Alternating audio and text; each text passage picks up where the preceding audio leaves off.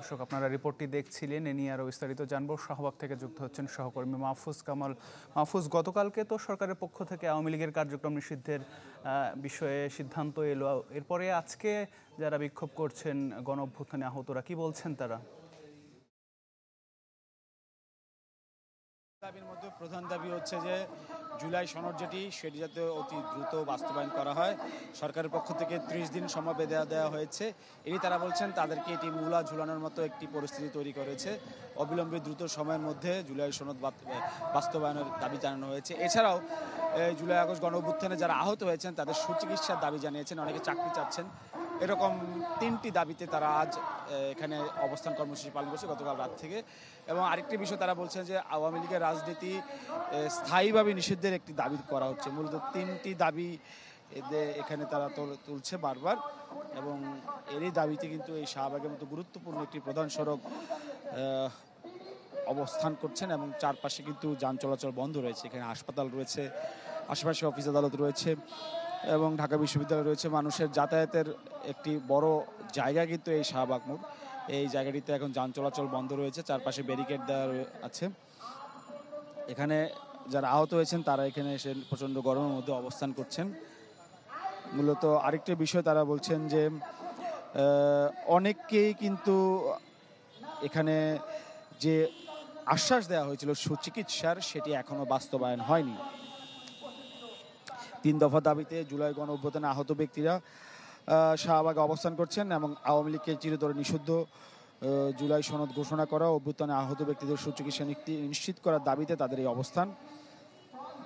আওয়ামী লীগ নিষিদ্ধের দাবিতে কিন্তু টানা 3 দিন ধরে, বিগত 3 দিন আন্দোলনের পর গতকাল শনিবার দিবাগত রাতে কিন্তু জাতীয় নাগরিক পার্টি এনসিপি ও অন্যান্য দলের নেতাকর্মীরা কিন্তু শাহবাগ ছাড়েন।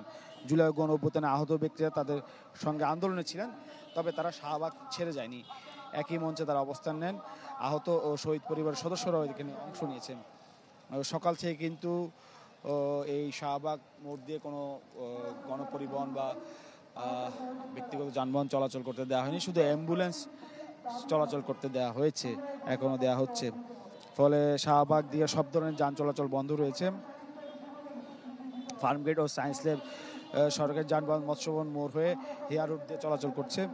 আর এখানে জুলাই আন্দোলনে যিনি আহত হয়েছেন এরকম একজনের সাথে কথা হয়েছে, তিনি আমাদেরকে জানিয়েছেন দাবির বিষয়ে তারা আশ্বস্ত করলে তারা চলে যাবে না, তারা দাবির বাস্তবায়ন চায়।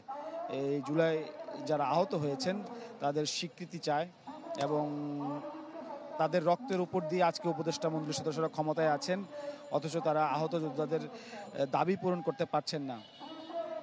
এবং তারা বলছেন যে আওয়ামী লীগের দল হিসেবে চিরতরে নিষিদ্ধ ঘোষণা করতে হবে, পিলখানা হত্যার বিচার করতে হবে, জুলাই সনদ যেটি সেটি ঘোষণা করতে হবে।